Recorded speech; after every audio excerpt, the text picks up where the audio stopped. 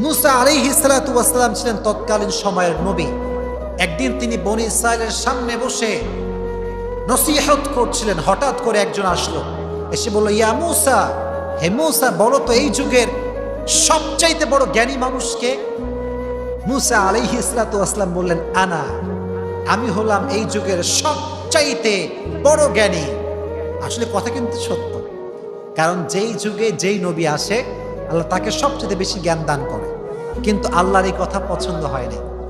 আল্লাহ চেয়েছেন যে মুসা যদি এই কথা বলতো যে আল্লাহই জানেন সবচেয়ে ভালো জ্ঞানী কে হতে পারে, এবং সবচেয়ে বেশি জানে আল্লাহ এবং তার রাসূল মুহাম্মদ সাল্লাল্লাহু আলাইহি ওয়াসাল্লাম। তো আল্লাহ শিক্ষা দেওয়ার জন্য মুসাকে বলেন, মুসা, তুমি সবচেয়ে বড় জ্ঞানী নও, তোমার আরেকজন ভাই আছে যে সবচেয়ে বড় জ্ঞানী, তার নাম হচ্ছে খাদির। তার নাম কি? খাজির। আমরা বলি খিজির, তবে এটার আসল উচ্চারণ হচ্ছে খাজির। উচ্চারণটা আসলে কি? খাদির। খাজির মানে হচ্ছে সবুজ শ্যামল। তো আল্লাহ বললেন, মুসা যাও, তোমার ভাইয়ের কাছে যাও। যখন তিনি পৌঁছালেন খিদির আলাইহিস সালাতু ওয়াস সালামের কাছে, বললেন যে দেখেন, আল্লাহ আমাকে আপনার কাছে পাঠিয়েছে, আপনার থেকে আমাকে জ্ঞান অর্জন করতে হবে, জ্ঞান নিতে হবে।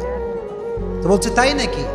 ঠিক আছে, তবে একটা কথা মাথায় রেখো, তোমার কাছে সেই ধৈর্য নাই যে তুমি আমার থেকে জ্ঞান অর্জন করবা। মুসা বলে, আরে কি বলেন, আমি অবশ্যই ধৈর্যশীল মানুষ, অবশ্যই পারবো, চলেন আমাকে নিয়ে চলেন। লম্বা ঘটনা, প্রিসাইজলি বলছি। প্রথমে তারা একটা নৌকায় উঠলো। বলেন কিসে উঠলো? নৌকায়। যখন তারা উঠেছে নৌকাতে, একদম নৌকাতে যখন নামাই দিয়েছে, সে নৌকা ছিদ্র করে দিয়েছে, নৌকা ফুটা করে দিয়েছে। তখন তিনি বলছে, আরে আপনাকে বাঁচাইলো, আপনাকে হেল্প করলো, আপনি নৌকা ফুটা করলেন কেন?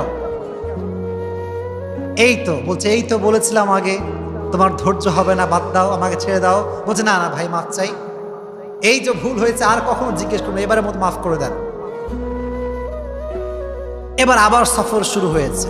রাস্তায় হাঁটছে, হঠাৎ করে দেখছে একজন বাচ্চা, ছোট্ট শিশু, 6-7 বছরের বয়স হবে, বাচ্চা খেলাধুলা করছে। খাদির কোনো কথা ছাড়া বাচ্চার গলা টিপে ধরছে, গলা টিপে জায়গায় হত্যা করে ফেলছে। এইটা দেখে মাথা খারাপ। ক্বালা ক্বাতালতা নাফসান যাকিয়াতান বিগাইরি নাফস, নাফসান যাকিয়াতান বিগাইরি নাফস, আপনি একজন ছোট্ট শিশুকে কেন হত্যা করলেন? লাকাদ জিতা শাইআন নুকরা, আপনি অনেক বড় অন্যায় করেছেন, এটা আপনি কেন করলেন? এবার খিদির বলছে, এই তো আগেই বলেছিলাম আমাকে কোনো প্রশ্ন করা যাবে না, তুমি তো ধৈর্যহীন হয়ে যাচ্ছ। বলছে, মাফ চাই, this is the last request, আপনি আমাকে রাখেন, আমি এই শেষ, আর ভুল করব না, এটাই শেষ।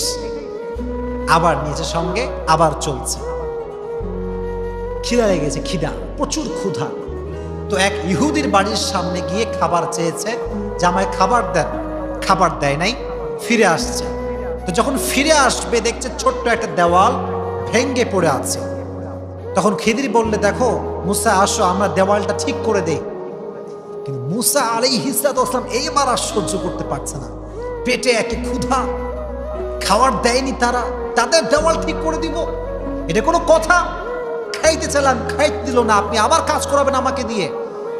দেওয়াল ঠিক করা হলো, কিন্তু এবার মুসা আর সবর করতে পারল না। বলছে, কেন আপনি এটা করলেন?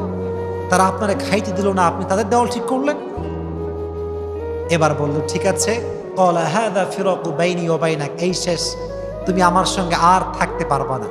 সাউনাব্বিউকা বিতাউইলি মা লাম তাসতি' আলাইহি সাবরা, এবার শোনো আমি কেন কেন করেছিলাম এই কাজগুলো, তোমাকে আমি রিজন এক্সপ্লেইন করছি। প্রথমে কি ফুটা করেছিল? কি? নৌকা। কি ফুটা করেছিল ভাইরা? নৌকা। উনি বলল, দেখো মুসা, এই যুগে একজন জালিম বাদশাহ আছে, যিনি গরিবদের নৌকা ছিনতাই করে নিয়ে যায়। তা আমি ফুটা এই জন্য করেছি, যদি নৌকা ফুটা থাকে, জালিম বাদশাহ আসবে, তার লোকেরা আসবে, দেখবে নৌকা ফুটা হয়ে আছে, তার নৌকায় আর হাত দিবে না। আর যারা আছে, যারা মাঝি, তারা এটাকে সামহাও রিপেয়ার করে কাজ লাগাবে, আগামী তারা আবার চলতে পারবে। এই জন্য আমি ফুটা করেছিলাম। বলছো, তাই? এটা তো খুব ভালো কথা। তাহলে আপনি বাচ্চা কেন হত্যা করলেন, বাচ্চা কেন মারলেন? বলছে এই বাচ্চাটা এক জালেম বাচ্চা, এ যখন বড় হবে সে মানুষকে হত্যা করবে, ইভেন সে তার আব্বা আম্মাকেও জাহান্নামে নিয়ে যাবে। আল্লাহ আমাকে নিজে আদেশ করেছেন, আল্লাহর আদেশ পেয়ে আমি এই বাচ্চাকে হত্যা করেছি। সুবহানাল্লাহ পড়েন। তাহলে এটার পেছনে আল্লাহর আদেশ ছিল। বলছো তাই, এটা খুব ভালো কথা, আল্লাহ আপনাকে আদেশ দিয়েছিল। লাস্ট আপনি যারা আপনাকে খাওয়ালো না, ভাত দিল না, খাবার দিল না, তাদের ভাঙ্গা দেওয়াল আপনি কেন ঠিক করলেন? লাস্ট প্রশ্ন। তিনি বললেন, দেখো মুসা, যে দেওয়ালটা ভেঙে পড়ে গিয়েছে এটা হচ্ছে দুইজন ইয়াতিম বাচ্চার দেওয়াল, তারা ইয়াতিম। তো তাদের দেওয়ালের যে নিচে তাদের সম্পদ আছে, মিরাস আছে, তাদের বাপের রেখে যাওয়া সম্পত্তি আছে। তো দেওয়াল থেকে যদি সম্পত্তিটা বের হয়ে যায়, তারা যেহেতু ইয়াতিম, আশেপাশের জালেমরা সবাই তাদের সম্পত্তি ছিনিয়ে খেয়ে ফেলবে। এই জন্য আমি দেওয়ালটা উঁচু করে দিলাম, যখন তারা বড় হবে তাদের সম্পত্তি কেউ ছিন্ন বিচ্ছিন্ন করতে পারবে না, তারা তাদের হক পেয়ে যাবে, তাদের সম্পত্তি তারা পেয়ে যাবে। এই জন্য আমি দেওয়ালটাকে ঠিক করে দিয়েছি।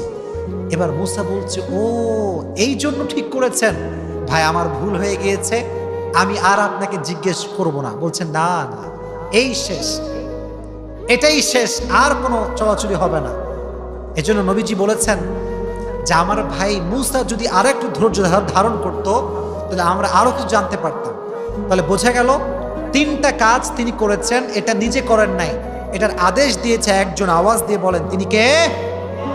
তাহলে বোঝা গেল নিজেকে বড় জ্ঞানী মনে করা যাবে না, বড় পণ্ডিত মনে করা যাবে না। জান্নেওয়ালার উপরেও জান্নেওয়ালা আছে, জ্ঞানীর উপরেও আরো বড় জ্ঞানী আছে। এজন্য আমরা নিজেদেরকে জ্ঞানের অহংকারে ডুবাবো না। রাজি আছেন তো ইনশাআল্লাহ? 3 নাম্বার বলেছিলাম কি, বলতে পারবেন কেউ? এই তো হচ্ছে, বলেন 3 নাম্বার ছিল কি? ট্রায়াল অফ নলেজ, জ্ঞান দিয়ে। দেখবেন আমাদের সমাজে কিছু মানুষ আছে নিজেকে পণ্ডিত মনে করে। এরকম মানুষ বলেন তো মন খুলে আছে না নাই? এমন একটা ভাব, চায়ের দোকানে বসে এমন একটা গল্প মারে, নবী ইয়ার ইয়ে তো আভি কে আভি জান্নাত সে ভাগ কর আয়া হ্যায়, তো জান্নাতি কনফার্ম। কোত্থেকে আসলো এই লোকটা? ভাবই আলাদা, আশেপাশে থাকা যায় না, ভেড়া যায় না। জ্ঞানের ফিতনা। আপনাকে হেফাজত করুক সকলেই পড়া, আমিন। এবার আছি আমরা শেষ পয়েন্টে। শুনবেন তো নাকি শেষ করে দিব? শোনা যাবে তো ইনশাআল্লাহ? তাকবীর দেন, লিল্লাহি তাকবীর। আরেকবার লিল্লাহি তাকবীর। সর্বশেষ বলেছিলাম ট্রায়াল অফ পাওয়ার।